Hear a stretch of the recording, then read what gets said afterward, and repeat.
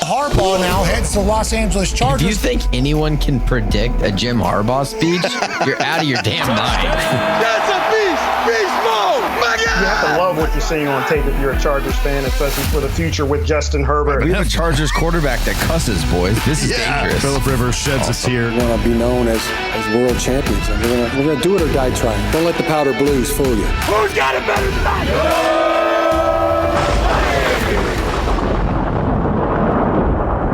Well, happy Victory Tuesday to you folks. Welcome back to the Charger Chat. I'm your co-host, Will Dog, sitting with my buddy, Kev Huggin Duggan. What's up, guys? Let's not forget Kyle, the Coach Duggan. I'm back, and I have an apology to make to all of our Patreon for not showing up for our hangout on Saturday. I know it's just kind of expected, but that doesn't make me feel the less. bar's low. Yeah. The bar's very low. I feel like it's almost like an excitement if I do show up to one of those. You know? He's here. Big time. Yeah, Big time. There's no expectation that I'm actually going to show up to those, but I am very sorry. I do love hanging out with you guys, and I'm sorry I missed it, especially after a sick preseason game, Gatesy's Hall of Fame. There was so much to talk about. There was, so yes. I did miss it. I had Paxi, my oldest son, his first year of tackle football is this year, and I'm the head coach, and it's so much fun. And we had like a scrimmage carnival thing where we played 4 different teams. It pretty much took up the whole day, and we were so I'm sorry, but my son's had a good game, so hey, I'm not that sorry. Yeah, we got that guys going for us here. Yeah. Obviously, yes, folks. We've got a ton to talk about with you here, and we've got multiple segments. We've got Adam Mundwarf back in the house. We've got a Craig experience and an Ask Boltfam lined up for you.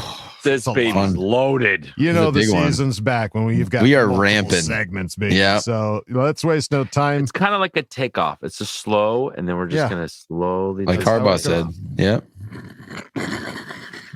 We're blasting off. Blast off. All right. Let's talk about this freaking game. I know it happened a few days ago, but hey, this is the first time we get to talk to you folks about it. Yep. This 34-7 stomping. Yes, it's a preseason game, but hey, it's been a while since we've been able to really celebrate a preseason win. Yeah. And listen, is it a game that counts towards the regular season? Of course not.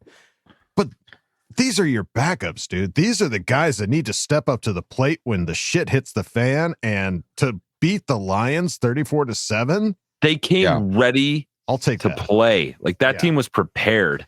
You know, they got an extra week of practice time because apparently I just found this out.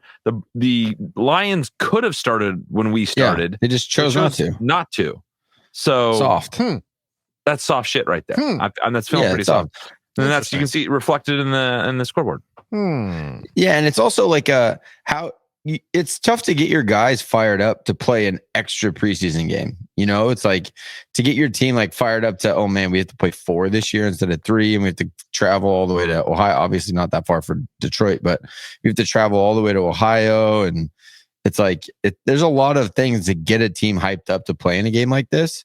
That's where Harbaugh never misses. You know, he's going to have his guys ready, whether you're playing on a Thursday in the end of July or you're playing playoff football in January. So I don't know. I thought that was, if you're going to say, oh, it's just a preseason game if you lost, you know, that's the easy make yourself feel better as a fan. Which we've done for years, folks. Yes. We're ones to do it. If you listen to previous episodes, we do that all the time. Yes. Well, and Collinsworth at the end of the game was like, this doesn't matter. This doesn't matter. It felt like he was like a Lions fan. If you're a Lions fan, it doesn't matter. Don't worry. Well, maybe it was so funny because the stat right before he said that was that they were the most injured team in the league on defense last year. So, Mr. Collinsworth, if that's the case, you would hope that the guys that are playing in this game right now could potentially be playing when that happened to you. So you would hope that they'd be playing their best. You know, you have some good players playing at this moment in time and wouldn't lose 34-7. Yeah. Yeah. I mean, it's what we've talked about. Interesting. It is. Yeah. It's what we've talked about a lot in the past when we look at Joe Ortiz and the way that he's building the team. You want B's everywhere. And then you have your couple superstars. You have your Justin Herberts, you have your Khalil Macks, your Derwin Jameses, your Rashawn Slater that you pay the most all of those, three of those guys, Justin, Derwin, and Rashawn, all got like record-breaking deals. You got to pay those superstars, but then the rest of the roster, you got to have rookies that can play, and you got to have B guys that can fill in everywhere else. And man, you just saw I saw big plays everywhere. Like Troy Dye made some really cool plays out of the linebacker spot. Our defensive line was dominant. Like almost every play, I saw somebody just getting 3-4 yards of push into the backfield. And then you got corners. Like it's Where going to do be these guys come from? Dude, we're just like creating corners out of nowhere, and they're undrafted free agents. Yeah. And it's just like these guys they can't all make the team. That's how I feel after this first preseason game, is how we're going to keep all these guys, because you have so much depth now. It's not just your stud and then you suck. It's holy cow, like how are we going to keep all these guys on the roster? Yeah. Yeah. Well, and like guys like Purchase, where did he come from? Where did he come from? That was one of the coolest interceptions I've ever seen. Yeah. And like his return was like a record since like 2011 or something. Wow. Like just the for how long he ran it back. I was just shocked in so many ways watching this game of how well they played. There were, minimal penalties, all the stuff you're hoping. No turnovers. No turnovers. Like the stuff people use preseason for to work on. We were like clean on that stuff in this first game. Not saying we're not going to regress in these future games, but just seeing that right off the bat after only been in, training camp for a couple weeks. Yeah. I am so promising. It feels so different than previous preseasons. Yeah. Well, and I think the biggest thing, and we talked about it all off season, was who was going to be the quarterback, who was going to be the one that is going to give a lot of these wide receivers the opportunity to shine. And in the past, it's been Easton Stick. And I swear to God, I can't believe when I look up the stat of how many touchdowns Easton Stick has had in his previous preseason games, and it's only 4 in That's all it. of them. That's it. How many years was that? Like 3 years? I think 4 years, dude. 4, at least 4. That's crazy. Yeah, his whole rookie Touchdown a year. Touchdown a year in all of his preseason games. That's it. And so to have somebody like Trey Lance come in, throw for 120 yards, 2 touchdowns. He got sacked once, but that's fine. He still had a rating of 114. Yeah. Like that's that comparison, that difference is what makes it makes me feel so much better about this preseason, is just to have a competent quarterback. It doesn't have to be Justin Herbert. And that's the other thing too. It's like when you see a stopping like this, you're like, oh geez, what, do they have their first stringers in? No, this was Trey Lance, buddy. So, well, it does a lot of things. One, I think it speaks to Harbaugh and his ability to build confidence in a player, because that's what a head coach needs to do. You're trying to get the best out of all of your guys, and it's so evident in that quarterback play, coming from a guy that has all the attributes but could never put it together. Like he did the whole the punching thing to Trey Lance on the sideline before the game. Did you see that video? Trey wasn't ready for it. No, he was he went to dab him up, and he's like, "Oh shit, it's like getting fired up." Buckle up, Buttercup. It was cool to see. And dude, if Trey Lance could play like that, you could turn that into some draft picks real quick. But somebody's gonna get hurt. Cleveland is a quarterback carousel right now. Like the way that Trey Lance played in that game, if he can stack a couple more preseason games like that, you could turn him into some draft picks pretty quick. And then you're back to where you thought you were anyways. And backup quarterbacks, to me, if you're on your backup quarterback, things are not good. If anything happens to Justin Herbert, you're in a hole no matter what. So if you can have some great performances out of Trey and turn him around, and then it also goes to the whole idea of what the Chargers are doing and bringing in these 1-year deal guys, getting them exposure, coaching them up, getting them confident, playing well, and then turning those into draft picks.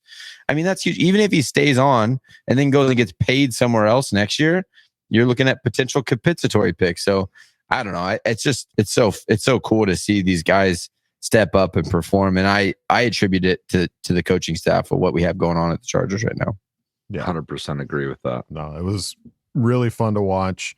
I mean, all the guys that we were looking forward to playing, we saw some flashes. Obviously, KLS being the big KLS. guy. Holy shit, dude. I mean, he was getting hyped up in all the practices, and it was like, okay, Let's see what happens. And boy, he makes just 2 beautiful catches, one of them being for a touchdown. Just absolutely breaks the guy's ankles going into the end zone. Mm-hmm. And that big one retracted over his shoulder. That was a great so throw. Smooth, dude. And then he had a couple days off, and guess what he's doing? He's back at practice this week doing the exact same shit. Yeah. So that's consistency. Coaches are looking at that, man. Like he is shooting up. Like everyone is super excited about him after that. And as fans, we're like, oh, first time we're seeing football. Like, oh my God, he's going to be the next greatest thing in the world. We'll see. He could. But it is exciting. It is exciting. It's fun to have a guy that and stay consistent. Yeah, it's fun to have a guy that you can actually be excited for. It's better than the other way around where you're like, oh yeah, everyone kind of did okay. And there was some little stuff here and there. It's like, it's fun to have a guy that you're like, I could see this guy being the guy, you know, and we have such a need at the X receiver spot. And he does everything that you want out of an X. That ability to track the ball. He beat single coverage, was able to track the ball to the sideline, away from the safety. And then on that end zone, on that touchdown, that's man on man, him just getting off the line and breaking that corner's ankles on a slant. And that's what you're going to get as an X. You're over there isolated on an island. It seems like has the tools to be able to be the X. So QJ was not happy after that performance. And I don't think he's happy watching KLS throughout all camp. Well, hopefully it's a fire that sharpens his iron, baby. Competitors welcome. Absolutely. So hell of a game. Obviously, it's and Amarian looked good for the 3 plays he was in. He did. Amarian looked great. He was solid, dude, and it makes me excited. Like that's the thing. Is like I think preseason is just about for us. Obviously, for the coaches, they got to figure out their 53-man roster, and this is their opportunity to do that. Mm-hmm. But for us, we get to see that process, and we get to see those guys that are fighting for those spots. Like Nico freaking Reed, man. I swear to God, he's making the team. Like with his interception and his playmaking out there, like and his salary. Exactly, dude. Like it's like you have undrafted free agents that can play. Yeah, you're not gonna let them go. Like that's how you have an incredible run. Like that guy's not getting paid for a while. If you can develop him into a legitimate backup, he is not getting paid for 4 years. So or 3 years, whatever the undrafted contracts are. You're not gonna let that guy go. No, it's not just competitors welcome. It's low salary players welcome. Very welcome, yes. Low salary competitors welcome. Yes. Yeah. Cheap competitors welcome. Yeah. There's your title. There you go. And then obviously this was a Hall of Fame game. So with a Hall of Fame game comes the Hall of Fame inductees. And sure enough, we were shocked this guy wasn't a first ballot, but hey, better late than never. Antonio Gates getting inducted into the Hall of Fame. Just an absolute emotional roller coaster, for lack of a better term. This guy, so happy for him. And obviously everybody, he's just surrounded by people that love and care for him. And I can't imagine, I can't believe it. He wasn't a first ballot. That still irritates me that the guy that's got the most touchdowns, most receptions, most yardage in the tight end position in the history of the NFL isn't a first ballot. Breaks my heart. But at the same time, I'm so glad that he's there. Seeing his bus, seeing his speech. I mean, the speech with Rivers, here's a portion of it. To my coaches, my teammates, my friends and family, I carry each of you with me to the Pro Football Hall of Fame. Thank you all. Phillip Rivers, what we had on that football field was special. You weren't just a guy throwing the ball. You were the heartbeat on offense. Your fire, your passion, your IQ was unmatched. You saw the game the same way. You trusted me and I trusted you. And that trust led to some of the best moments of my career. I always knew where that ball was going, Phil, and I always knew it was coming with a purpose. Phillip Rivers, it was an absolute pleasure to have played with you. When Phil was wearing those big old sunglasses, big Oakleys, and you wear those. He knew tears were coming. There's going to be some waterworks. So it was just so cool to see Phil and him. I'm just always going to associate those two together, no matter what. Well, we love these guys as players, and we loved them as people too. And this was that opportunity to get just that absolute raw side of them in an absolute heartfelt speech. Yeah. And it was just truly special to see him get every day there was something new. One day he gets the jacket, next day he gets the bus. And hearing him talk at the Hall of Fame game was awesome. And then we also have a quote here from Philip on Antonio's speech. He said, he did a great job. What got him emotional and what got me emotional was him naming all his teammates. There were so many teammates, and it's the people that make it all so special. Our friendship, the trust we built, all he alluded to was special. I feel like this is a special ending to his story. He finally wrote the final little bit for his book. Oh, come on. Come on, This is Phil. a movie. Yeah. This is a we movie, cry. man. The Philip Rivers, Antonio Gates movie, man. Yeah. Philip Rivers, I like when he gets inducted into the Hall of Fame, which, by the way, we were off. He's eligible next year. Yeah, Is he really? he is. Yeah, he's eligible this Larry coming year. Fitzgerald and Drew I don't think Brees. It doesn't come from your retirement date. It's when you stop playing, is what my understanding is, obviously, because so he hasn't played in the right amount of time. He's eligible next year. And you look through the candidates, I don't see how he doesn't make it. Like, you look at his stats and the like records that he holds and where he's at in the all-time list. Unless they only look at Super Bowls, I don't really know how he doesn't like there. It's a good class for sure. Like Larry Fitzgerald, he's a first ballot. Drew Brees is a first ballot. Yeah. But I think there's a real shot that Phil makes the Hall of Fame next year. And man, I'll cry. I will 100% cry when Phil gives his speech to get into the Hall of Fame. He puts on that gold jacket. Antonio Gates was special for sure. But man, the relationship that I feel like I have with Philip Rivers and like even like this stuff, like the quotes that he gives on his teammates and how much passion he had for football. It's insane. But how about Antonio Gates? You guys know he played college basketball? Really? What? Yeah. He not even play college football. And he's in Pro Football Hall of Fame. I think he's the first like tight end to first player, first player that didn't play college football. That's a single, he didn't play a single snap of college football, and I was in the Pro Football Hall of Fame. That's pretty insane. It is insane. And yeah, when Rivers gets into the Hall of Fame, I mean, that guy wears his emotions on his sleeve. There's no, he's gonna be waterworks. There's no missing what he's saying, and the tears will absolutely be flowing for that one. Taking a hard left turn out of the Hall of Fame. I couldn't find it when I did the outline. I could not find an easy way into this story. There's no transition. It's an e-brake, and we're gonna roll this car. It's just too hard. Because when we woke up, a couple days ago and saw that TMZ was reporting that Denzel Perryman was arrested for possession of an assault weapon, I was TMZ. What? I was like, am I still dreaming? Yeah. I thought he was done playing with the Raiders. Yeah. So apparently he was arrested with no bail too, which was kind of surprising. It was like a federal, it's like a big time thing in California for what he got caught with. Yeah.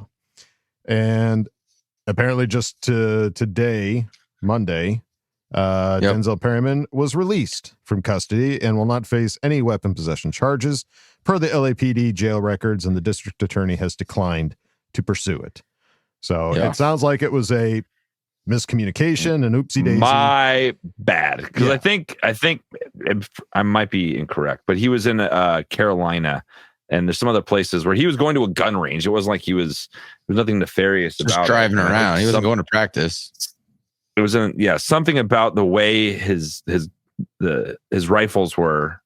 It doesn't work in California, but works other places. Yeah. So it feels like an honest mistake kind of deal that he. Thank God. Apparently, we were talking about a coach went to go see him in prison and had the glass with the little. I wonder if they were on the phones talking to each other. I would love that picture. Yeah, I would love that picture so much. I can't help but think of cred. Yeah. True, very true. Yeah, he's good. He's a whole different rep at practice now. It serves some time. Yeah, 48 hours. But I can't help but think of the Austin Powers scene.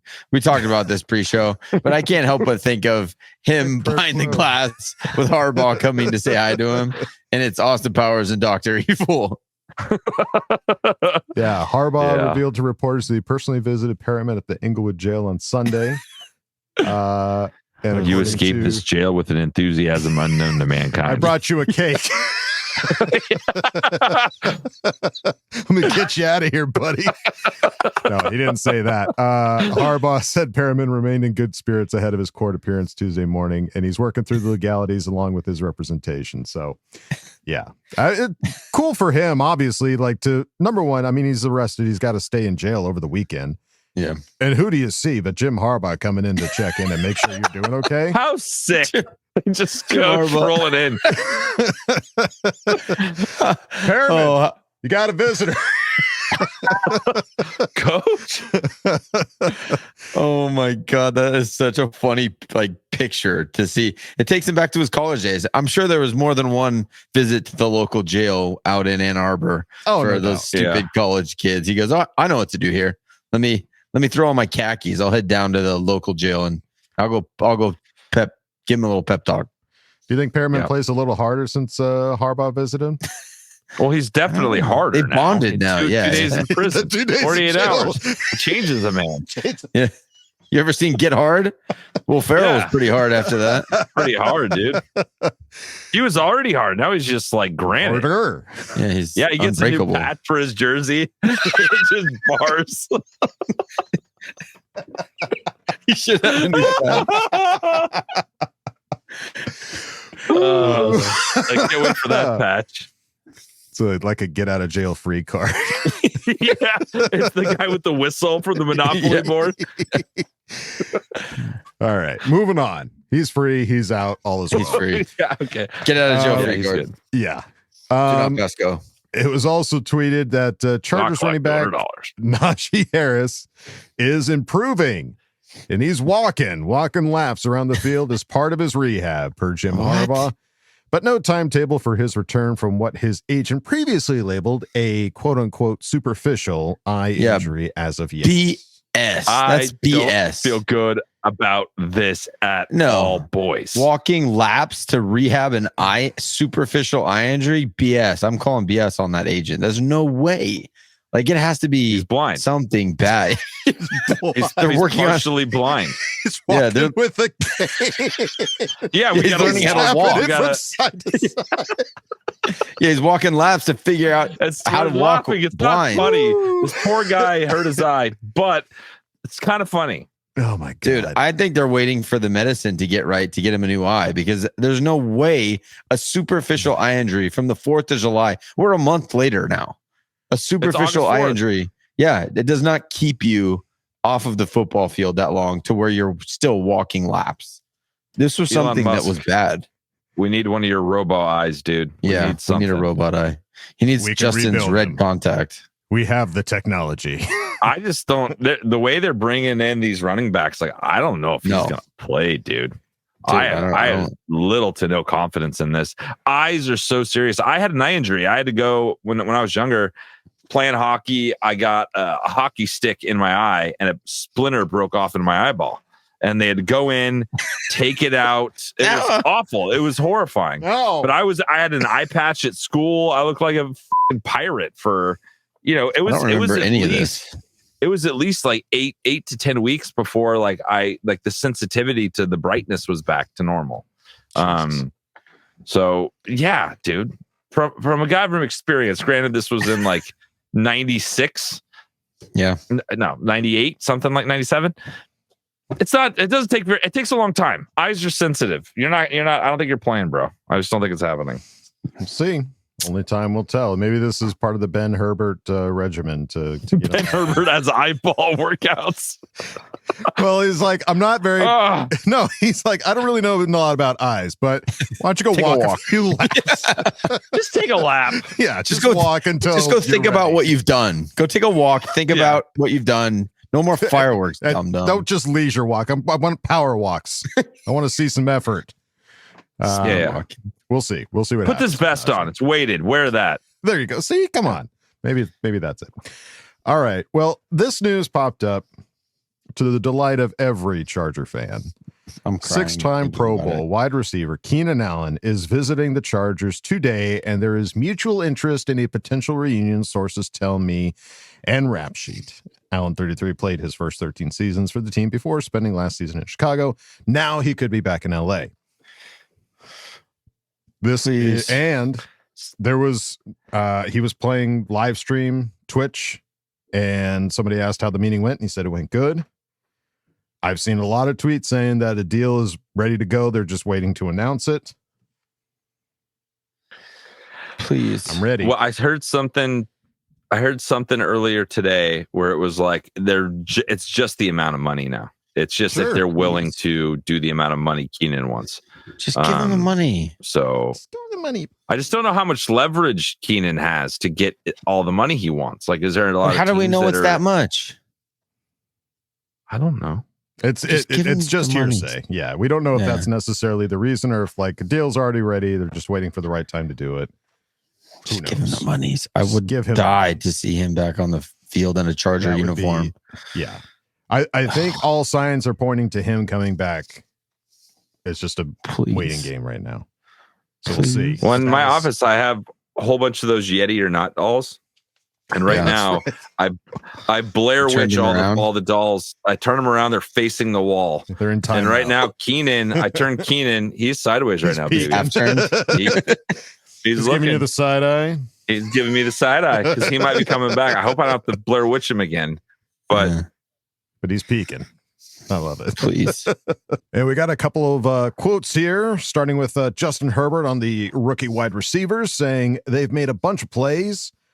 We've asked them to do a lot. We're asking those guys to fill in and play multiple positions, and they've done a great job picking up the offense. They just go out there and make plays. They continue to get 2 feet inbounds and adapt to the NFL. It's been really fun to see. Love to hear that from your leader. I'm sure it's stressful when these young guys come in. If like for Justin, like, all right, hi weapon 1, 2, 3, 4, 5. Yeah. Are you lethal or are you a not lethal weapon?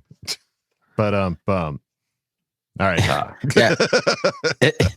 It's also like they don't know where these guys are going to fit. So it's like Ladd already knows his position. He knows his plays. He knows what he has to do on the plays.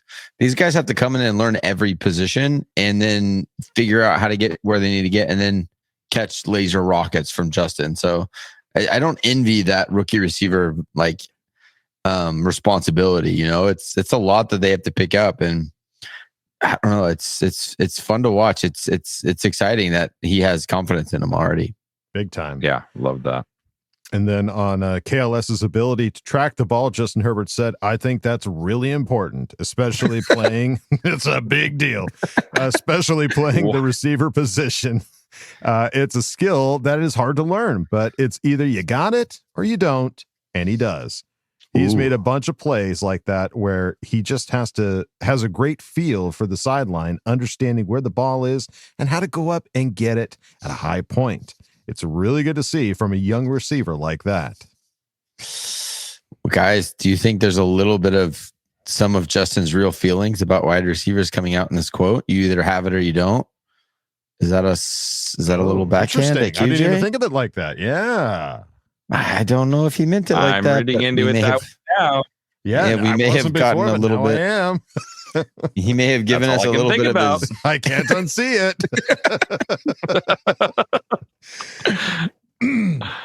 That is interesting. Yeah, to say either you got it or you don't, and he does. And that's all I have to say. That's all I have to say. Yeah, good night, everybody. Don't think about it too much. It's just, you got it or you don't. But it's good, obviously. We're all seeing the greatness that KLS is shaping up to be, and hopefully that continues. So exciting. When, Herbert's the one. He's got a sick nickname too. KLS is cool KLS son. And then Harbaugh on announcing his starting line, the O line. I'm pretty much getting there. Harbaugh said it's Bose right now at center and Zion at guard. He later added the best 5 right now as we see it. This was Rashawn Slater at left tackle, Zion Johnson at left guard, Brad Bozeman at center, Mekhi Becton at right guard, and Joe Alt at right tackle. The versatility that's so he's ready to announce it then. As it stands, that's right what it now. is right now. Ask me tomorrow, it could be something different. But as it stands right now, that is the situation. Which, honestly, if that ends up being the situation, that's fine. The upgrade of getting Mekhi Becton at right guard, I think, is going to be huge. Yeah. that's big enough of an upgrade. And the other guys having a horn of the year under their belt in the system. We just assume that these guys are what they are and they're not going to get better. Who's to say Bradley Bozeman isn't better this year after a whole year in the system and an off season to train with Ben Herbert? And like, you would hope these guys are going to continue to get better. So if that's the starting lineup, I think there's a lot of consistency there. Like, something that we haven't had in a very long time. Same coordinator, same old line, except for you added in a stud in Mekhi Becton at right guard in a position that I think showed a lot of flaws in other people because of that one position. I would be pumped if that was the starting five. And he continued to say the versatility that's been created has been really good. Talking about the competition between the two. The versatility of Bose playing guard has been good. We'll have that in our back pocket. But at every step of this process, Zion has shown a real upside, high ceiling to have the versatility to be a center as well as being a starting guard. That's the way I see the depth chart there, and I'm bullish on them. They're doing a heck of a job. Great things to hear. I mean, we do see there's a lot of guys on this team that are very versatile. You look at people like Scott Matlock, the guy plays every aspect of the ball. And now if you've got offensive linemen that can do the same thing, that can play in multiple positions at a high level. That's the key thing. A high level. That's fantastic. You couldn't ask for anything more than that. And we couldn't ask for anything more than you checking out our Patreon. Patreon.com/ChargerChat, checking out all the fun, silly videos we got going on over there. We got Hangouts as well.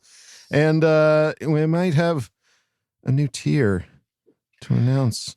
To distant future. Maybe, kind of, sort of. Play fantasy football. That's how you know the football season's really getting close. It could be coming. Yeah, fantasy leagues. But if you don't want to go to patreon.com/ChargerChat, it's totally fine. Going over to our regular website, chargerchat.com. Check out all the cool stuff we got over there. T-shirts, hoodies, and stickers. Chat it up with Charger Chatteteers in the members section. Ask questions and Ask Boltfam. Go check it out. ChargerChat.com. All right, folks. Like I said, we've got 3 Utah. Give me 3 segments, starting off with Adam Mundwarf. Bring it on, buddy. Hey, what are you guys doing here? We do play football this week. I'll put down the cookies. I'm gonna make a little video. I've been thinking about the Chargers. Most recently, the most exciting thing that's really happened for us has been we got new jerseys. And I'm not talking about New Jersey, alright? I'm not talking about no gabagool or some mozzarella. I'm talking about new football jerseys. We got a new color scheme, and we're bringing back some old, and we're bringing back some old, and then we're bringing back like a new that it's like a old, and then we're bringing like a new that's a new. And so new, old, new, all these jerseys, and it had me thinking, I got a lot of Chargers jerseys. I should do a show and tell, like elementary school again. Like that could be fun, so let's do that. Wow, I look like a schoolboy. I look like just like how I did when I was in school. Look at these. Look at that. I got a backpack on. It's show and tell, everybody. Look at this. Who just got retired as a Charger? It's a nice one. I wore this jersey specifically to Phillip Rivers' 200th consecutive start in Seattle. And I don't know who wore 28 for a bit and then changed it and then held out and then this is Melvin Gordon. It's not all going to be, a walk in the park with these jerseys, all right? We wore it. Bridges were burnt. But last year he was at some events. It's not your fault. Your agent just wanted the worst for you. And I don't know why nobody was telling you that. Let's just move on. 54, Melvin Ingram. I even got the captain logo there. I got it his last year as a Charger. I didn't get to wear it very often. Oh, look at this. Look at this. What was your guys' favorite LaDainian Tomlinson moment?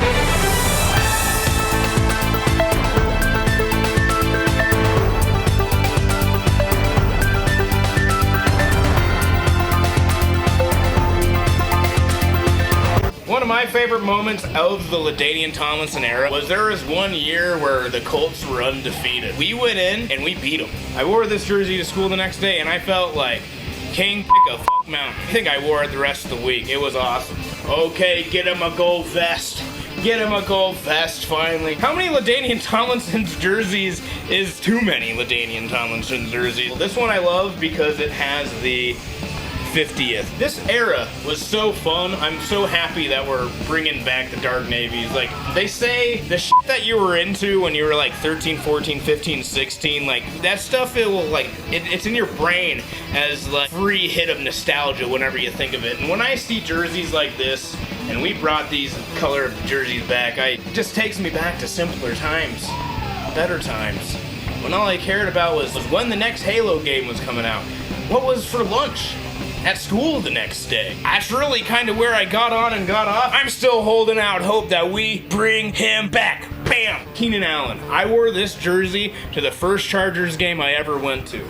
This was the jersey I wore in like one of the very last stands in Invesco Field, playoffs versus the Broncos, versus Peyton Manning. It was so cold, boys and girls. It was cold. And this jersey tried to keep me warm. And for that, I love it. I think this guy was everybody's favorite Charger, even if it was just for a week. One game. Lights out 56 Sean Merriman. And look at this. This is really the kind of jersey we just brought back. This is the OG. Lights out 56. His rookie season? Anyhow, hey, I met him at a tailgate last year at the season opener, of which I'd like to announce I will be going to again. At least I got a ticket to. All right? So I got to make sure everything else aligns. Just get there physically and mentally, but mostly physically. We run into him this year. This is going to be a heartbreaker. Fun little tidbit. During COVID, Austin Eckler was streaming on Twitch all the time. He would just bring in fans to play squads, and I did that a few times. The moments where like Austin Eckler on the game chat was like, "Yo, Mundwarf, I'm coming to you. I'm gonna revive you. Oh, Mundwarf, help me." You know, shit like that in the game. And I was like, oh my god, this is dope. He would hold contests too. He sent this to me. I got a nice little shrine here. I did not fumble the ball. All right, I held on to it. It's going to be a tough game playing Command. And unfortunately, he's hurt. So, Bosa, I'm sorry to hear what happened to you in Buffalo. I like Buffalo. Josh Allen, Wyoming. I'm in South Dakota. I don't know if you know this, but 5 miles that way, I can go make sports bets on FanDuel as long as if I'm in Wyoming, and I do that. So, how many Philip Rivers jerseys was that? How many Philip Rivers jerseys do I have? I don't know. You guys tell me. I love wearing this jersey. Funny story about Khalil Mack. I'm pretty sure he hates the Raiders as much as us, if not more. And especially, I love wearing this jersey with these sweatpants. Look at that, 52. You guys, you know, this is team-issued stuff. You gotta watch out on eBay. Sometimes, like a wholesaler, I don't know how they get it, but they'll just be selling team-issued stuff. These weren't Khalil Mack's, these were actually Denzel Perryman's. I found a picture of him wearing them on his Instagram. But I bought these sweatpants for like $40 on eBay. I've washed them several times. They're clean. I'm sitting on my couch watching a game in the winter. 52 matched it. It's matched up, dog. I'm sitting over there eating Oreos and like, I'm feeling pretty sweet. Derwin James. We got a Derwin James. This is an old Derwin James. I need to get new Derwin James. And from the videos of the new jerseys, it seems he really likes the gold jerseys. And Derwin James, he has a personality that's like a ray of sunshine. Get a gold one, I think it'll be that. Nobody laugh at this one, okay? Everybody nice. All right, we're just gonna move on from that. Here, I think he's gonna have a great year, all right? It's not that I have a royal blue jersey of his that it's not been going so good. No, these jerseys have not panned out so good. He's going to have a great season regardless of the fact that I own this and that jersey exists at all. I've worn this jersey to every single game I've gone to that Justin Herbert has been our quarterback. This year, I'm having a hard time deciding whether or not I'm wearing this as a home opener. I think I should. As a man who lived in Oregon, watched this guy's career, and still was a Ducks guy during Bo Nix, I feel like I should be wearing this when Herbert takes on Bo Nix to like stand on business on like which era of Duck is this era, for me anyway. But I'm having a really hard time because, oh, there she goes, and there she goes. It's in Laddie McConkey. I saw his first touchdown in the NFL, and it was not just like any touchdown. It was a double ankle break. It was a whoo, and it was a whoo, and it was a... I watched the whole juke. I was right there. McConkey gonna go crazy this season. And with that, those are all my jerseys. I hope you guys have liked show and tell, and I can't wait for the season to begin, and I can't wait to see y'all at the tailgate, at the home opener, all right? That's all folks from Adam in South Dakota, all right? Go Chargers! Pull it down, pull it down, pull it down.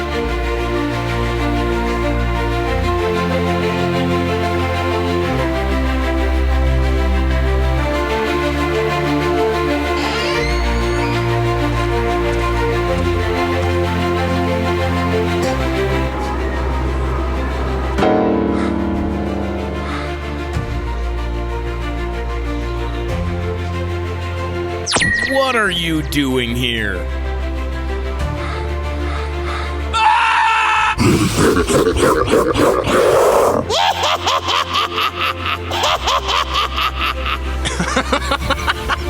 Bud Light promotion, you will be seeing a lot of me all summer.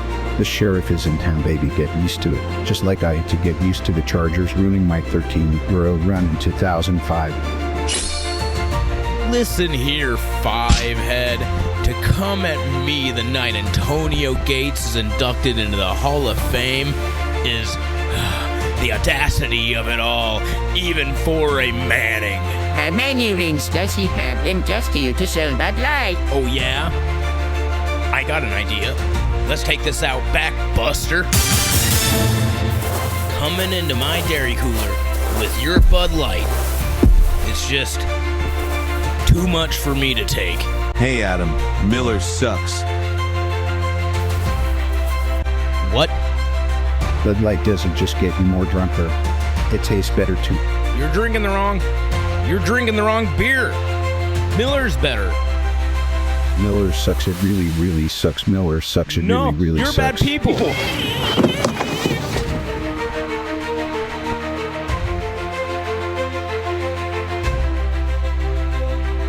Mr. Mundwarf, first of all, nice suspenders.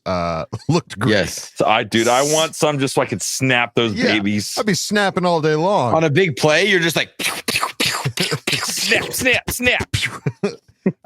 Second of all, you have a lot of jerseys, sir. Yeah, dude. Nice collection. Thank you for bringing that to show and tell. That was very impressive. Yes. I love them all. And I don't know. What do you guys think? Should he bring back the Herbert jersey that he's worn to every game that Justin Herbert has played in, or should he go with little Ladd McConkey? I say you wear Ladd McConkey to the tailgate. You wear Justin into the game. That is true. It's so hot. You kind of need to. Yeah, they sweat through them pretty quick. Yeah. All right. Have a changing room ready, Mr. Mundwarf. Or wear Justin underneath, Ladd on top. Then you peel Ladd away. Yeah, you're ready to go in the stadium. Love it. Or you cut it in half and you sew them together. Oh my God. Her conky jersey. Wait, if you cut it in half, you got the 1 from Herbert and the 5 from McConkey. It's still McConkey. McHerbert? It just says her conky. Yeah, McHerbert. McHerbert. All right. I like McHerbert. There's a lot of options for you, Mr. Mundwarf, but thank you for the show and tell. Greatly appreciate it, buddy. Thanks, man. Now, folks, it's time to go on to the next segment. You know them, you love them. It's a Craig experience. Oh, yeah. Oh, yeah. Come on in, man. Kick your feet up. Oh. Craig experience. Hello there. Make yourself at home. Got some stuff to talk about, right? Moving on.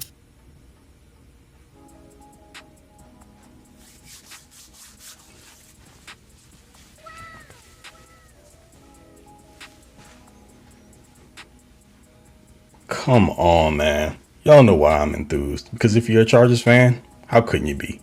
Not just because football kicked off last week and the Chargers went up to Canton and put a drubbing on the Detroit Lions, because that's just a preseason game. Although there were some nice things that we can glean from it from the young guys. We'll get to that in a bit. But nah, this weekend was about the one, the only Antonio Gates, AG 85, being enshrined into the Pro Football Hall of Fame. And man, that speech when he was thanking everyone, but specifically making that connection for the first time ever, instead of Rivers to Gates, it was Gates to Rivers. And it was hard not to get choked up. But again, one of the best to ever do it now has a gold jacket. Whew. Good times, man. But look, where are my manners? So much else to talk about. CC gang, the biggest of salutes to the rest of Boltfam. What's goody? She got Craig in Texas. And welcome to a newbie of the TCE Craig experience. So let's get to that. As mentioned in the intro, the Chargers gave a 34-7 beatdown to the Detroit Lions. And as much as I want to talk about everyone, that would take a little bit. So let's condense this a bit, truncate it a little. I definitely want to give props to the vets, guys like Trey Lance, who had very solid showings. I mean, this kid took some steps forward for sure. But also big salute to Greg Roman, because he made it a point to play to Lance's strengths. I mean, we saw lots of play action boots, a bunch of half field reads and option plays, which definitely had the Lions defenders, specifically their front, really hesitant to get upfield. So it left some opportunities for guys to get open and for Lance to make plays there. Then, of course, definitely got to talk about the Zion Johnson experiment. Now, I'm gonna be honest, I was pleasantly surprised because I felt much better about his performance after seeing the all 22. Of course, we all groaned during the live watch, when he had like the high snap and then the botched exchange on consecutive plays. But guy really rallied and showed up well on both the run in both the run and passing game. But he even successfully picked up a stunt. So heart be still, I guess. Then you got freaking Tony Jefferson, who's essentially now, in my estimation, a first ballot preseason Hall of Famer. I mean, all the dude does is make plays in preseason games. And also on the field, just talking about specifics, really nice job filling against the run. And of course, he had the pick in the end zone to kill a pretty good Lions drive. On to cats like Kamani Vidal here in year 2, matching it with 2 tutties. And he really did some really hard running. I mean, I was really impressed. He had a lot of second effort plays where his lower body strength was on full display. Felt like I saw some pretty solid pass pro reps, which he also did well during his days at Troy University, but he struggled with during his rookie campaign. So there's absolutely growth there. And then the tight end wonder, Will Dissly, who saw the first scoring drive starting and ending with play action rollout passes to this guy. I mean, is he like a wide receiving or a tight end receiving extraordinaire at this point? I wouldn't go that far, but it's nice to have him be dependable, someone that the offense can rely on here and there. Would rather not see him be an offensive focus this year. I don't think that's going to be the case, but anytime he can put up numbers and is advantageous to the team, I'm cool with it. It might not be the most aesthetically pleasing game in the world, but good. Hey, he's doing his thing in the passing game. We know what he offers as a run blocker, so good on you, Will. But like I said before, this is all about the rooks for me. So let's start kind of going in order. Omarion Hampton. He only had, 2 carries, a little under 10 yards. Now, it was a bit of a tease because we didn't see a ton of him. But from what we did see, or at least I'll speak from my perspective, I saw a lot of power, burst, acceleration, and ability to finish. Nothing any different than what I saw on his college tape. I really thought he was going to score on the play where he bounces it to the outside. Rocketson really made a phenomenal tackle on him. I thought he was going to attempt to hurdle him or something like that. It just didn't work out. He really probably should have squared his shoulders to the line of scrimmage and got upfield. I'm not necessarily saying he would have scored, but it would have resulted in at least another 5-6 yards from what I could see. But still, I was not discouraged by anything I saw and just looking forward to seeing more. And then you got Trey Harris, and people are taking this a little too far. I mean, granted, he had no receptions, only 1 target in the game. But let's be honest. That 1 target was on a red zone fade ball that Lance didn't put enough touch on. He really did not have a shot at it. But what I did see on a few of the reps that I zeroed in on,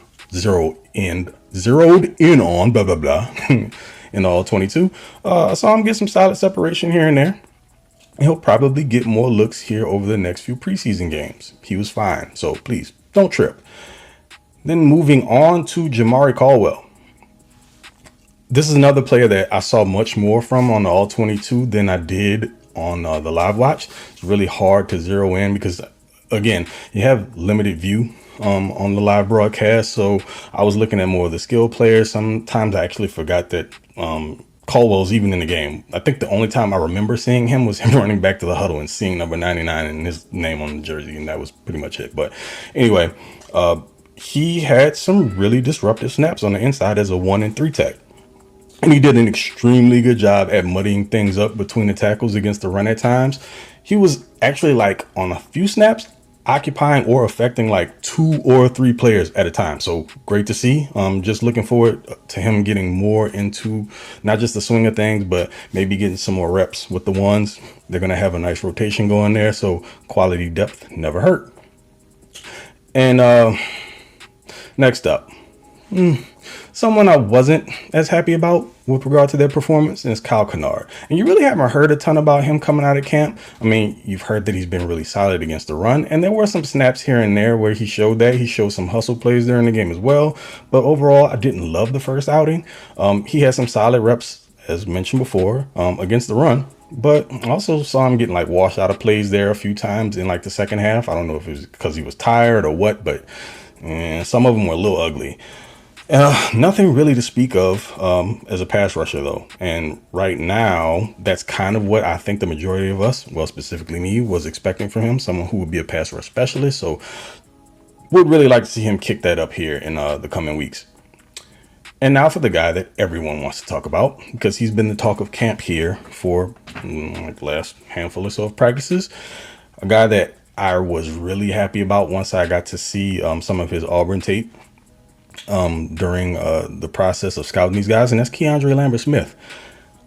Initially, if you go back and look at some of his Penn State days, the tape isn't overly impressive. I mean, you saw some big plays here or there, but it was really inconsistent. And Auburn, he didn't really have really even marginal QB play, so not a lot to take from there. But the plays that he did make, you could see the explosiveness, the hands, the long speed. And on Thursday, dude showed up again. And look, Sanjay Law, I want to give you a hug, champ, because you pounded the table for this kid. And maybe one day, he might be eligible for sainthood if this all pans out. Because if they snagged another 5th round steal here, oh my goodness. Let's just call it what it is. 2 targets, 2 receptions.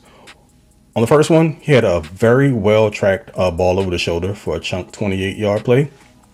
And then on a very nasty 15-yard TD catch and run on a slant where he did the unspeakable to corner and former Charger DiCaprio Boodle. Sorry, man. Sorry to that, man. It was pretty ugly. He broke you off, and those still shots look horrible. Looks like your leg's about to explode. Kind of look like the stanky leg a little bit. Never mind. He's getting enough flack for that. I'll lay off of it. And I'm definitely picking nits here. Just a little bit, but just saying, as a former wide receiver, I noticed these things.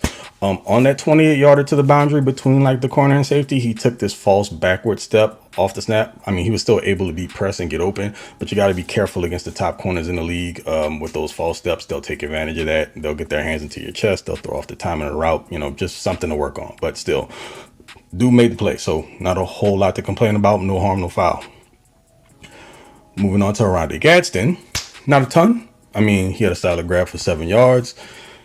I think he really needs to focus on building up his functional strength, though, because there were some plays where he was getting out in the routes and linebackers were just really able to be a little physical with him and throw off the timing. So I think he's going to continue to do that. He has put on some muscle, but again, like the functional strength needs to improve, and I'm sure that it will. Might take a year or 2 for him to grow into like that grown man body as a tight end, but the kid looked decent from what I saw. He wasn't a liability as a blocker. I don't want to see him pull. It's not that he doesn't have the will to, it's just that he lacks a little bit of like the lower body strength to really move defensive ends or edges off their spot. But look, I'm sure they'll continue to work on it. He'll be fine. Confidence in that. Nothing but it. Then my guy, one of my favorite selections out of the entire draft, RJ freaking Mickens, my man. We saw some tremendous open field tackling. And that's very difficult to do, specifically for a young cat. I mean, as a last line of defense, it's you and the running back. And literally that's what happened on a play. He stopped a ball carrier on what probably would have been open field, nothing but green grass in front of him for 6. And he, measures him, takes a solid angle, and makes a great wrap tackle to get the guy on the ground. He does it later on in the game also. Just very, very good, very secure tackler. And I mean, in coverage, he looked decent as well. I'm really excited about this safety core in general. And but absolutely the furthest from the least, UDFA Nico freaking Reed. I mean, look, as Chargers fans, we got to be feeling at least a little blessed. I know we don't have a Lombardi yet, but if there's one thing this team gets right, well, other than quarterbacks, it's undrafted rookie free agents. I mean, hell, they literally just put one in the Hall of Fame, and, upping it a degree, this cat never even played a lick of college football, not a single down. I know you heard that all weekend long. You knew that already, but it still speaks to how crazy the Chargers' fortune is to be able to pull that off. But here in the Harbaugh era, they may have found their next great UDFA in Nico Reed. This is a 5'9" guy who's only 180 pounds, but all heart and consistent production to match it. That pick on Kyle Allen was almost identical to last year's pick that Tarheeb still pulled off against Kirk Cousins against the Falcons. Same technique and everything. Sat on the route, kind of baited it, drove downhill, got his hands on it. The only thing he didn't do was return it for 6. And that actually leads me kind of sort of to my next point. Apparently the dude is doing all of this while working through some sort of injury. Let's be honest. At this rate, thinking that he's going to be available to make it to the practice squad, that's a little rich.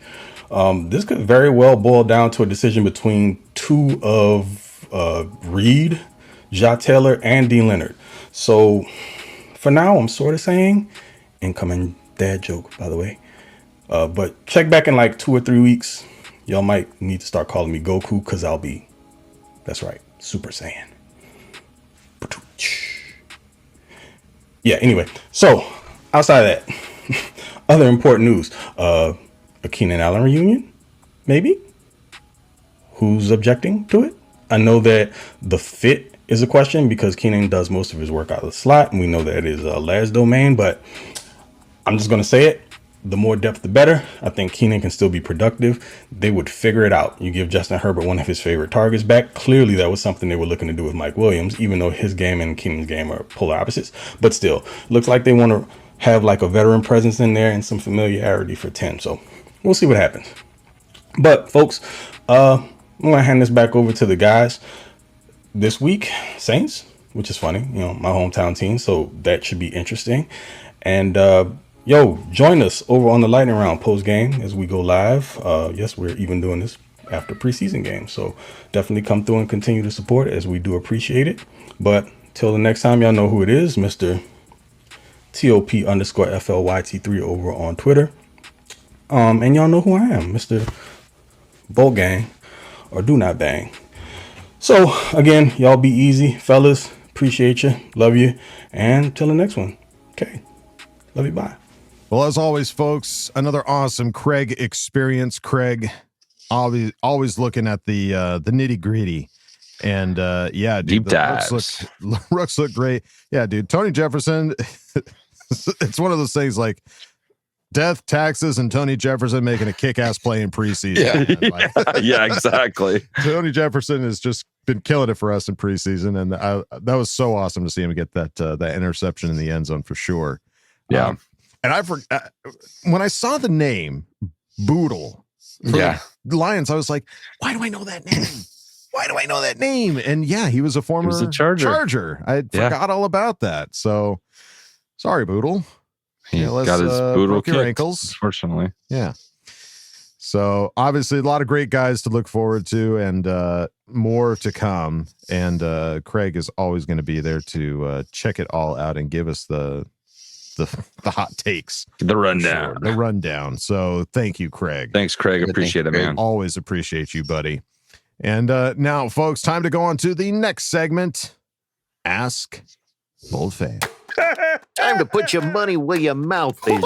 guys. Go jam a thumb up his butthole. That's what you do. I wet myself in excitement. Tulsa hungry. Your thoughts are like totally appreciated. Catch you later, dude. Okay, love you, boy. That's right, folks. Time for Ask Boltfam. We start at the top with the taint tickling tickler. Music to my ears. Who asked the question? Hello, my dearest friends and family. It has been a long off season, and I have been away. I've missed you all greatly. I figured I'd come back with a bang.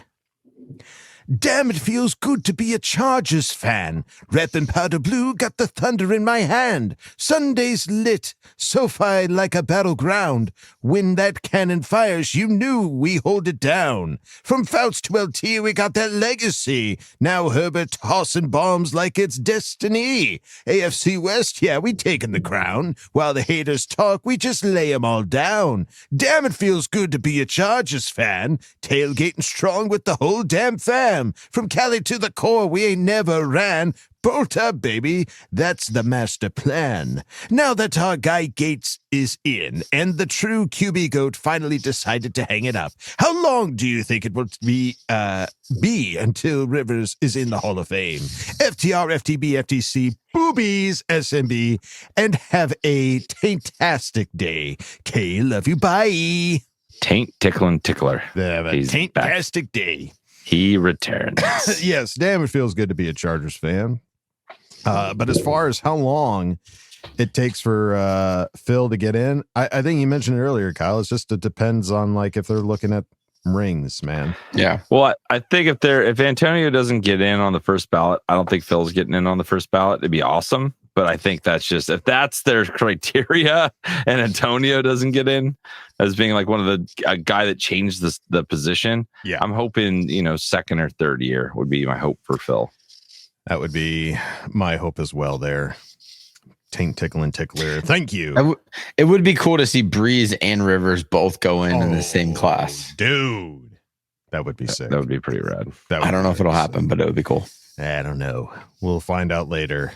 Taint tickling tickler. Thank you, buddy, for asking the question. Let's move on now to Peaky Bolts, who asked the question. Fellas, it's been a minute.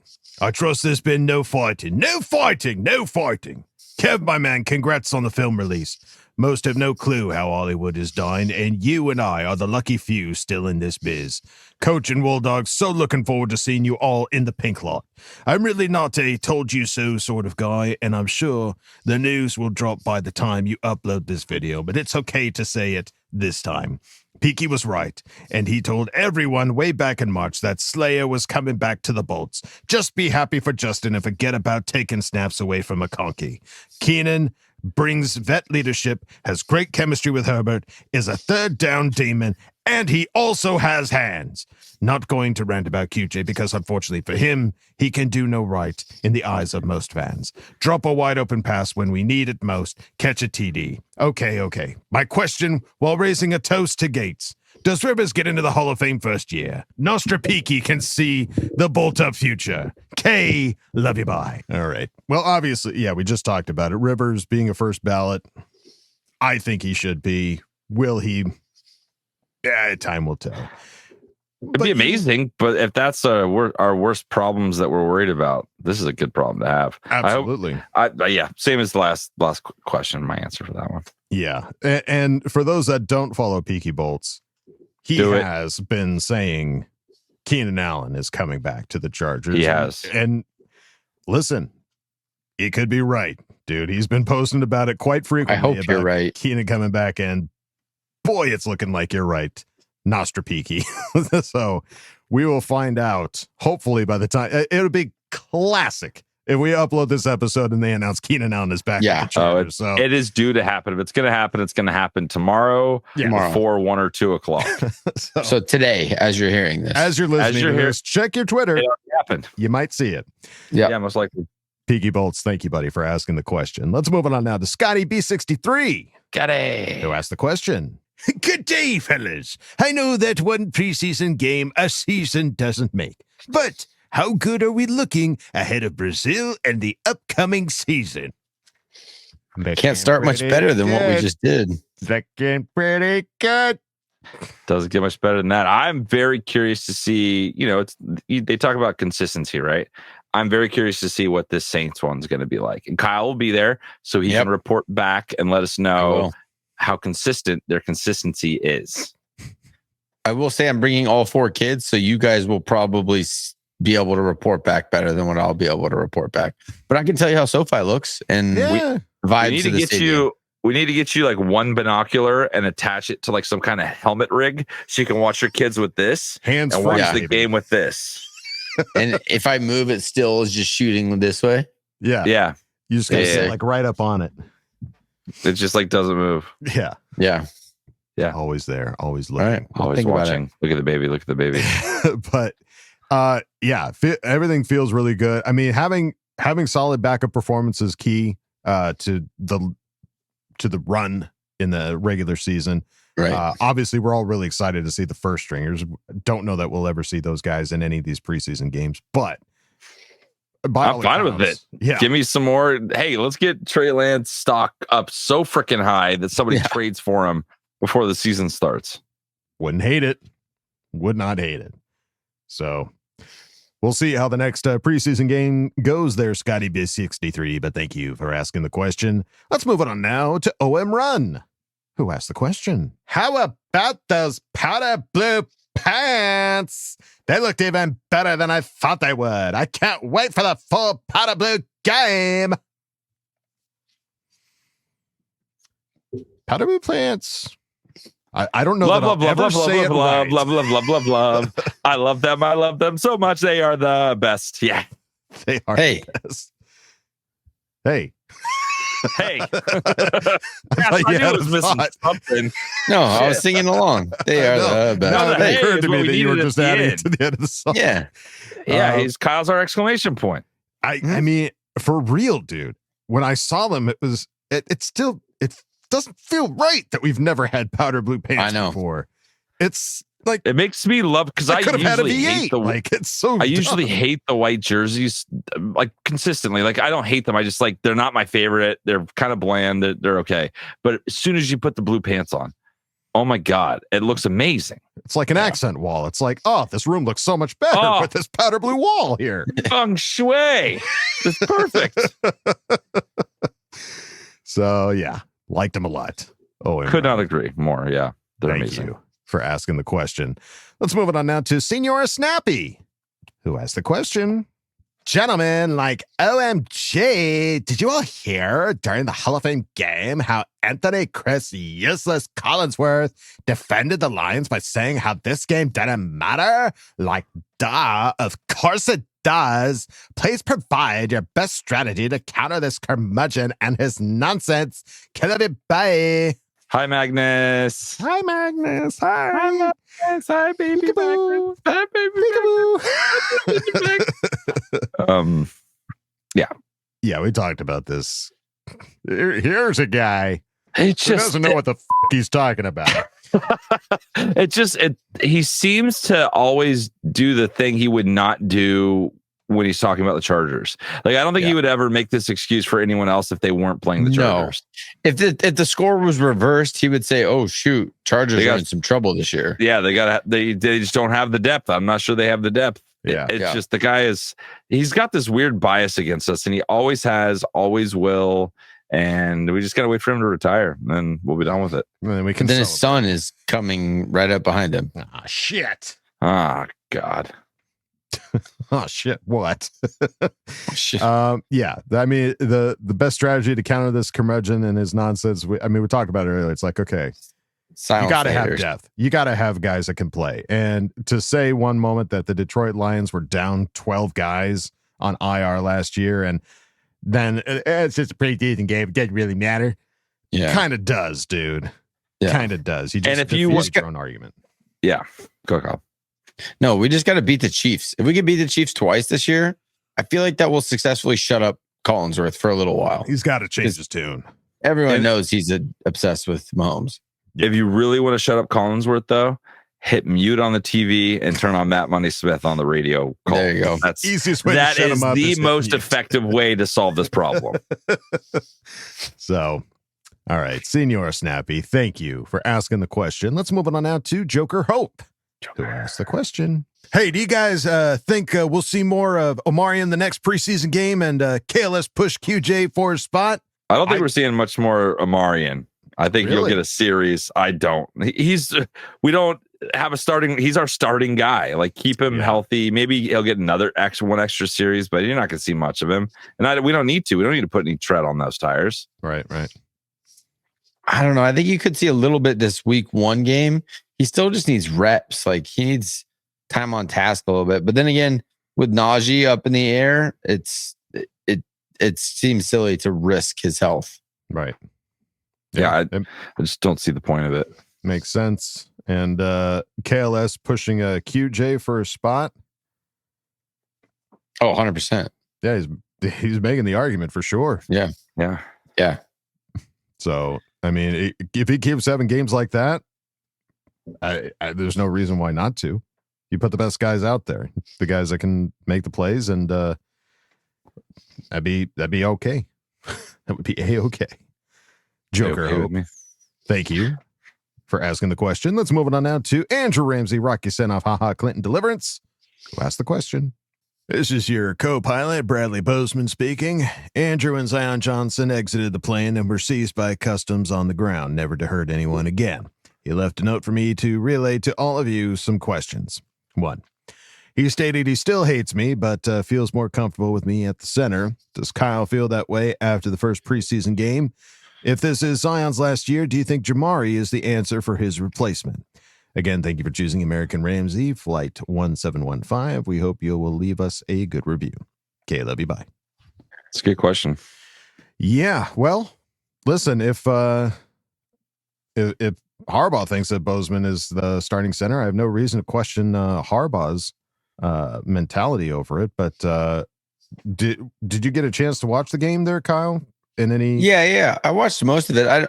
I said this coming into the offseason that I think that Bozeman's going to be the guy. Picking up playing center is not a one-off season thing. I think that they were like, let's just see what can happen because he has some of the tools to be able to do it well. But I said this in, I don't know, 30 episodes ago. I don't think that Zion's going to make the switch to center. It doesn't make much sense. It's just too much to pick up. Like, when I was watching the game, I didn't see him looking up, checking, making calls. He kind of just got to the ball, got his head down, and was ready to snap. There's too much that goes into the center position. And I think that Bozeman has that like extra element to his game. So yeah, I don't think that I don't think he's the solution at center. Well, and maybe we don't need a solution for Bozeman. Maybe, bringing in this new guard and changing up the line a little bit takes that edge off. Because if I were playing next to Trey Pipkins, I'd be stressed out too, and I probably wouldn't be playing at my best. Kevin, I'd be stressed out too.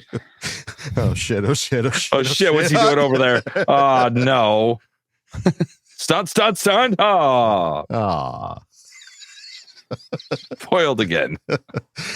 Well, if this is Zion's last year, because we know they didn't pick up the 5th-year option, do you think Jamari Salyer is the answer for his replacement?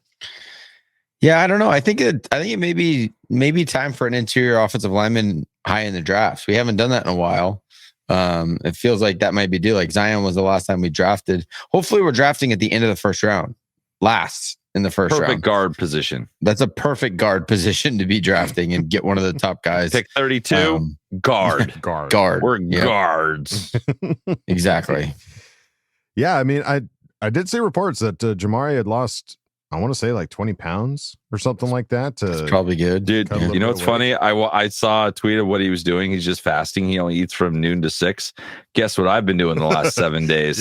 You're on the Salyer diet? Working. I feel like $1 million. I will be starting later this season. That's starting what? Guard. Everything. I'm a guard. He's a starting guard. Guard. All right. Andrew Ramsey, Rocky Senoff, haha, Clinton Deliverance. Thank you, buddy, for asking the question. Let's move on now to BTFU Chargers guy, baby. Good one. Who asked the question? Oh, my Chargers homies, guess what? It's my birthday week, baby. Kaboom, baby. I'm going to be 31 on Sunday, baby. Let's go. But my question for my Chargers homies, what games are you guys looking forward to this upcoming season? Oh, baby. As always, FTR, FTC, the donkeys suck buttermilk, and Caleb, you buy. Boom, baby. The birthday boy is out of here. We're birthday week bros. Hey, we're together, you and me. My birthday's on August, baby boy. My birthday's on Thursday. We'll celebrate this week together. Yes. Happy birthday, dude. Happy birthday, buddy. Happy birthday. All right. Games that we're looking forward to. Dude, week 1, Chiefs in Brazil. It's hard to get much more. I can't look past that right now. Yeah. Chiefs. You're playing an AFC West opponent. The AFC West opponent is the Chiefs, and it's an international game, and it's on Friday. I don't even have to wait till Sunday. I get to see this on Friday. Yeah. That's the big one for That's sure. the game right now. And whatever game they end up announcing as Phillip Rivers' retirement, like whatever that announcement game ends up being, that's going to be a big one to look forward to as well. It's got to be a primetime game, right? I would imagine. And the home opener, I'm looking forward to that because I get to see everybody else. I can see all the my Chargers homies, baby. Do we call it the home opener? I think we need to come up with a name for it. It's like the home opener adjacent or home opener B. You know what I mean? Home opener. Because I've said home opener a couple times and they don't like. What do you mean you're going to Brazil? Like, no, I'm definitely not going to be in Brazil. Not that home. Come up with the real home. We have home at home, and that's where I'm homing. Our home opener. Yes. The SoFi opener. Opener. That's easier. Okay. It is. Got it. Okay. All right. Good work. Good job. Okay. BTA Chargers guy, baby. Thank you for asking the question. Let's move on now to Lexi M. Lexi. Who asked the question? OMG, our big bro is in the Hall of Fame. The world feels right, and seeing all of this coverage about him is loved. How our boys kicked ass at the Hall of Fame game to win for Gates was just amazing. It makes me even more excited for this season. Anyway, question time for everyone. I say everyone because I don't know if Kyle will be present. What is your favorite Gates play that stuck with you forever? Also, isn't his bronze head super awesome? That's all for me. Thanks so much, y'all, for being amazing. Let's see Phil get in next year. 2025 season Super Bowl champs playing in the Navies. Kate, love you, bye. It's a bold statement to say that Chargers will play Super Bowl in the Navies. I'll take the first one, and then if the Navies happen, let's go. I'm just saying, I wouldn't hate it. I'll take it. But yeah, or the powder blue pants. Don't get me started. Don't get me started again. Don't get him started. Don't do it. Just don't get me started. But top plays or favorite plays, I guess, from Mr. Gates getting into the Hall of Fame. I have one. It was during the Legion of Boom era with Seattle, and I just remember. Dude, I was just gonna say the same thing. Were you really? He did that same one, game. like, circus catch touchdown in the back of the end zone, and it was incredible. And he was so good at like the tip balls that he would just be in the right place and make the catch. Like he was just so good all the time. Like I think it was more of like a general feeling of like Antonio's playing. We're going to get a lot of first downs. Like I just knew that game. There were going to be first downs galore because of Antonio. Yeah, I think that one game against Seattle, it was the year after they won the Super Bowl, and they had the Legion of Boom, and they're supposed to beat the shit out of us. Yeah, and Gatesy just went off. He had one-handed catches, multiple touchdowns. He just beat up that whole defense. And I remember me and my wife had like just gotten married. We were in a little tiny apartment. And I remember just like sleeping so well that afternoon. I took like a nap after the game. Like it was just weird, the memories that I remember, and feeling like we're going to win. We're going to win everything this year. Obviously we didn't, but that's what I felt on that day. Gatesy gave me that. And you remember it. And that's what matters. Yeah, you remember it. That's the big one. I remember. Yeah, boy, there was just so many plays that he had, like just one-handed catches, but like it's hard not to think when he set the record and just laid in the end zone and just every player just came and jumped on him. Yeah, is that the Dolphins game? It was a Dolphins game. Yeah. That they all just dogpiled on him, and it's hard not to think of that one because that was like that's the history-setting moment. That's the record-setting moment right there, and he knew it. We all knew it, and everybody was just. It was just you just knew at that point that was like, all right, Hall of Fame. I think another one for me too is when there was he had a holdout. I think it was like a turf toe thing mixed with the holdout with AJ Smith. And don't say AJ Smith, your dad's being Dad actually texted me. He's like, I did. I was pissed. Take a deep breath, Dad. Yeah, take a deep breath, Dad. But I remember like there was being a contract situation where we didn't know what was going to happen with Antonio Gates, and I was like so stressed out of my mind. But then they ended up doing the deal, and that was what kind of set him up to finish a Charger. So, or at least the beginning of the big contract. So that was a big day for me too. It was like just the relief of he's going to be here for a long time. Yeah. Thank God he was. All right, Lexi, thank you so much for asking the question. Let's move on now to Frank Blakely. Frank asked the question. Just getting back from one of the best weekends of my adult life. Gates Hall of Fame induction, the gold jacket ceremony, the Chargers field after party. Absolutely unreal. Now to my question. Do you think there's a surprise veteran addition still coming? If so, what position do you think it'll be? And hey, if you've got a name in mind, even better. Drop it. Do not include Keenan in this. Oh, you got us. We were gonna say that exclusion of Keenan at the very end was now I gotta think. Yeah, anytime now. You know we don't like to do that, Frank. Damn it, Frank. All right. Well, give me Parsons. Give me Micah Parsons. Oh, dude, if we find a way to get Micah Parsons, I mean, it won't happen, but that'd be awesome. Honestly, would you be willing to give up multiple years of first round picks? Because that's what it would take to get Parsons. I think I'd consider it for sure. He's like is he the most dominant edge rusher in the league? He might be. I mean, I thought I saw a stat that he's had like 2 or 3 years of 12 or more sacks. Like the production's insane, and he's always on. He's always playing. So that'd be my. It's stupid. It's never going to happen, but that'd be fun. I mean, Parsons has been thrown around. Terry McLaurin's been thrown around, and it's like these are all trades. Yeah, it's more trade than anything else. So, if there is a veteran still out there to be gotten, I could absolutely see the Chargers doing it for sure. Competitors welcome. They're always looking to make deals and make plays. It's cheapest competitors are always welcome. So if we can make that deal, then it's happening. But I don't have any other names. I mean, Keenan. I'm just gonna say Keenan. You don't get to tell me what to do, Frank. Yeah, this is our show. Keenan. Okay. Yeah. If I wanted to say Keenan, I'm going to say it. And it was awesome, Keenan. And it was awesome because Frank came on our Patreon hangout, and he was literally there about to go hang out and have dinner with Antonio Gates. So we got all the behind the scenes stories and everything. It was Frank's the man. Frank is the man. Yeah. He was blowing up our group chat with photos and videos, and just awesome to get that behind the scenes look there, Frank. So thanks, buddy. Appreciate it. And thank you for asking the question. Let's move on now to Daryl21, who asked the question. Hey guys. Oh, it's been a while. This whole offseason, I keep watching the episodes and wondering why my dumbass can't come up with a question. Probably cause everyone else's questions are spot on. Hoo-ha.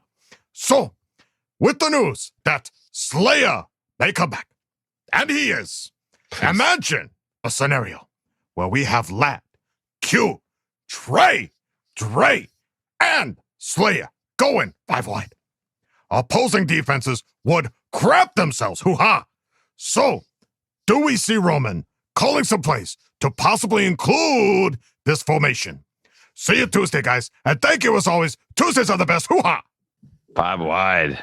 5 what do you think, wide, Kyle? Please. So crazy, it just might work.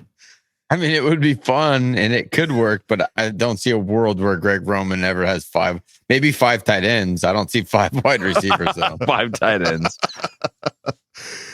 Yeah. Yeah, 5 wide receivers. I mean, either way, 5 of anything out there outside of linemen, you were crapping. They're 5 running backs. You're crapping yourselves probably too. So it'd be cool to see Ladd, Trey, and Slay out there at the same time. And Keenan. Yeah, Slay is Keenan. I'm sorry. I forgot his nickname. It's been a year. Yeah. Out of sight, out of mind, apparently, for Kyle, Coach Kyle. You gotta earn your nickname back, pal. 13 years, not enough for Coach. Get back in here, hit the ground running. Ooh-ha. Ooh-ha. Oh boy. Oh, you're making me bad. Yeah. 5 wide could be fun. Don't see it happen, especially with the Greg Roman offense. I don't. Give me Ben Johnson. Maybe you get a 5 wide type of look, but yeah. We'll see. Crazier things have certainly happened. Daryl 21, but thank you, buddy, for asking the question. Hey, and dude, even if you can't come up with a question, just say something. And then maybe ask us our favorite color. It doesn't have to be Charger. Stay involved, baby. I mean, Come on. let's play 20 questions. Is it bigger than a bread box? You know, we'll figure this thing out. Oh, we're going to get together and figure this out. Daryl 21, thank you, buddy, for asking the question. Let's move it on now to Athir Kadir. Kadir. Ask question. Judge and Chad and my lovely and awesome Bolt fam. Wow, wow, wow. What a beatdown, baby. Let's go, soldiers. I have a couple of things to say before I get to my questions. Yes, Utah, give me 2, baby. First, this defense is ready. They're coming for the ass. AFC, get ready. I do not give a who we play, baby. Second, I'm sick and tired of everyone keeps talking about the Ravens and Buffalo. They have done nothing to scare me. Road to Super Bowl will go through KC. These we will see somehow, some way in the playoffs, baby. I believe my Chargers can win the West and be top seed in the AFC playoffs. However, these in KC, we will see them, baby. That will lead to my 2 questions this week. I'm changing things up, please, baby. First question only to my lovely Coach Kyle. Coach, what did the Bills and Ravens prove to us that we should be afraid of their asses? I do not give a damn if this game is played in my native country of Iraq, baby. Second question, please, for everyone. We have 3 more preseason games. Will Coach Harbaugh play all starters for just a quarter in the 3rd preseason game to knock the rust and get ready for the Chiefs? I say he should, baby. But let's hear my boys. I want to start with Kevin, my awesome and great friend and brother, followed by my lovely Coach Kyle. And we close it with always my baby, my love, my heart, my life forever, Wool Dog, baby. P.S. The AFC and the Chiefs, Bills, and Ravens, and the Donkeys, and suck my butt, baby. I love you, Athir. Good work, bud. Good job. He's got some F-bombs for the first time. Yeah, he doesn't usually throw the F around. It must be mad. Apparently, yes, I guess he's hearing that we should be afraid of the Bills and Ravens. Coach, what have the Bills and Ravens proved? Well, I'm supposed to go first. No, the first question is only to my lovely Coach Kyle. Second question. You go first for the second question. Yeah. I don't know. Everyone has these knocks on the Chargers for not winning in the playoffs, but the Bills and Ravens can't win the big game in the playoffs. So I feel like we're all in that same kind of bucket with you have your franchise quarterback, you have good players around you. Obviously the Harbaugh connection with the Ravens, but yeah, I don't know. I don't. Every team is good in the NFL, and there's obviously a top tier, and those 2 teams are in it. But I believe we're in it too. So get us in a game in the playoffs, a home game. If we can be really successful this season, I like our chances against anyone. That's how football goes. You got to show up and play. But yeah, I mean, yeah, the Ravens and Bills are very good. They're going to be teams you see in the playoffs, but there's a lot of really good teams. So I'm not scared. I think Harbaugh will have us ready. There you go. Love it. Second question. Will Coach Harbaugh play all the starters for 1 quarter in the 3rd preseason game? Kevin. Okay. Now you were so excited. Go. Yeah. I don't think, if I remember correctly, we did not see Justin Herbert last year in the preseason. No. Yeah. We didn't see a lot of starters in the preseason. So I don't think that's going to happen. Maybe the 4th game, technically. We'll see a few more of the other starters, like some of the linemen, like maybe Rashawn Slater and Alt get a little bit more action. I think you'll see more of that and less like Justin and that kind of thing. Derwin. I don't think those guys are playing in the preseason. Yeah, I don't think you're going to see them in the preseason. If you do, I think it would be in the second to last game. That way they have 2 whole weeks to recover, and we're playing on a Friday. I know. Oh, yeah, there's a whole week off, but I don't think you're going to play in the last preseason game. If you see anything, which I still don't think we're going to see Herbert. I don't think we're going to see Derwin. I don't think we're definitely not going to see Khalil. Like those older vets are not going to play. So I wouldn't hold my breath that you're going to see any of these guys in the preseason. Yeah, I wouldn't either. I totally get the sentimentality about knocking off the rust, but it's like when you've got competitors like Justin Herbert and Derwin James, like those guys, I don't think they ever get rust. Like if you got hurt and you miss some time, sure, that makes sense to knock off some kind of rust. But these guys, they're such competitors and they're constantly playing at such a high level, even during practice. I don't think there's necessarily a need to go out there and risk it. And I'm sure that's the mentality that Harbaugh has with it as well. But I understand. I get where you're coming from. I think in years past, we did see that. Like with other coaching regimes, we'd see Phil out there with the starting players and we'd see him play a quarter and then they'd be done. So I don't think we'll see that, though, with this regime there, Athir. So thank you for asking the question. And we go out of Ask Boltfam with Tony Francis. Is he going to ask me about these jerseys again? I don't know. Probably. We didn't find out, but he asked a question. What's up, cadets? Another week in the books and another week closer to week one, soldiers. Does anyone else find themselves daydreaming about play catching with Justin Herbert on the beach? Probably just me, but throwing it out there in case anyone else has wandering thoughts. My first question is directed to you, Coach. Is there anyone from the Hall of Fame game that stands out to you now? Do you think there's a good chance Trey Lance is QB2, or do you think he gets traded prior to week 1? If so, what do you expect in draft pick trade for him? My next question is directed to you, Kev. With all the news about Keenan Allen floating around, if and when we land him on the team, what do you expect his role to be? Would you put him at wide receiver 2 or 3 behind QJ or Trey? P.S. Love you, Kev, even though you don't love the Chargers gold as much as I do. And my last question is directed to you, Willdog. With the recent Hall of Fame ceremony for Gates and seeing Phillip Rivers tear up, which game do you predict the Chargers will honor Phillip Rivers, inducting him into the Chargers Hall of Fame this year? As always, f*** the Raiders. Let's go Chargers gold. Let's go Chargers power. Buy a gold jersey, Kev. Burn the kingdom. Kick the donkeys. And suck my butt. Nice. Coming in a little nicer today. It's coming in a little bit more of a a little cooler, a little smoother, a little nicer, a little friendlier. I like that, Tony. I like where you're going. Yeah. Nice. All right. Nice. All right. Good question. I'm sure we've all had daydream thoughts about playing catch with Justin Herbert on the beach. You're not the only one, Tony. No, you're not alone, Tony. I close my eyes. I dream just like everyone else, baby. But the real question directed at you there, Coach. Anyone from the Hall of Fame game that stands out to you now? And do you think there's a chance Trey Lance is either the QB2 or traded for week 1? And if he's traded, what do you expect in draft pick? Yeah, I think the easy answer is KLS because we just hadn't really seen him yet. He was a late round draft pick. And then everyone talks about him at training camp, but we didn't ever get to really see all of that. You see little clips that they throw on social, but to see him do the things that an ex receiver does was really cool to see because that's such a glaring need for this team.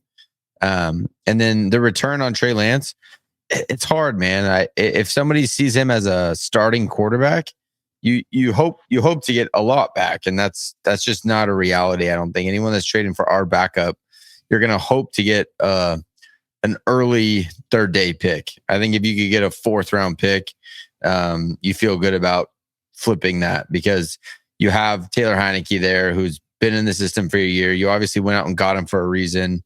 Again, that's break glass in case of emergency. You can hold it down for a game. You're not going to get a huge amount for a Trey Lance. But I think that's very obvious as to why he's playing in that Hall of Fame game. You're trying to get tape out there, trying to get him on somebody's radar to get something in return. Do you think he would, as it stands right now, do you think he's taking the QB2 position over Trey? Or Taylor, excuse me. Over Taylor? I mean, just off the one game, yeah. I think that he played that well in that game. But it's a long preseason. We don't get to see every rep. We don't get to hear him in the film room. hear what they're talking about. We don't get to know. Obviously, previous coaching regimes took a lot of account into Justin Herbert's relationship with the backup quarterback as to who stays on. So there's a lot that we're not privy to. But I think Trey Lance, if we can turn him to some kind of draft capital, I think that's a good deal. All right. Kev. I think it's interesting what if he does come back and when he does come back, how much he's making. And I think it's also a little bit about what he did last year with the Bears, because they kind of had a loaded room as well. And he still kind of rose to that 1A, 1B, 1C kind of thing. So I don't think he's coming in to be working behind a rookie. I don't think that's in his mindset whatsoever. It's not what he's asking for. That's why he's not signed yet, because he's asking for money that would pay him to be a 1 or a 2. So I think if you bring him in, that's kind of what he's going to be. Mm-hmm. All right. And let's see. The game for Rivers to be inducted. I mean, we did mention it should be a primetime game. And I know the Vikings would be a primetime game. That wouldn't be bad. Thursday night. So we got to think about this. We got to think about his coaching schedule for high school football. Yeah. So later in the season. I don't think Thursday is going to happen. It's got to be later Thursday in the season, could happen. And it's not. No, Thursday could happen. He could make it work. Thursday, yeah, I think that's October. That's October. Thursday's 23rd. tough. That's Sunday night or Monday is more likely easier for him to do. So we're looking at Steelers. Eagles Monday night, December 8th. Yeah. That's kind of perfect. A big game. That could be prime time Monday night. And it's Phil Him Simber going out on the field, giving December, Justin Phil a hug. Yeah. Phil Simber. That's going to be what we need to put us. That's first game of December. You bring in Phil to retire. Merry Christmas. Phil Simber. Come on. Merry Christmas, everyone. Put it in the books. Eagles primetime game. That's when 12 retiring. There you go, Tony. Thank you, buddy, for asking the question. And thank you, everybody, for asking questions and Ask Boltfam. We greatly appreciate it. But that's going to do it for this episode of Charger Chat. Any final thoughts there, gentlemen? That was a feature-length film right there. That was a good long hour 45. It's hour 40. We're back, baby. Regular season is happening. Oh, we're back, baby. Oh, yeah. So give me some sugar, baby. All right. That's going to do it for us here at Charger Chat, folks. Don't forget to bolt up, because we're ready for any squad, any place. Okay, love you, bye. Okay, love you, bye. Okay, love you, bye. And now, a word from our sponsors. Are you tired of staring at the Pinterest boards full of impossible, intricate designs? Who has time for that? Not you. You're busy. You don't need a design degree. You need a quick fix. And we've got just the thing. PB and Shui. We'll take your boring room and transform it with the magical power of a powder blue accent wall. It's the only design decision you'll ever need to make. Boom! Instant transformation. Your decor problems gone forever. No decisions, no stress. Just powder blue. PB and Shui, where more is overrated, but powder blue is everything.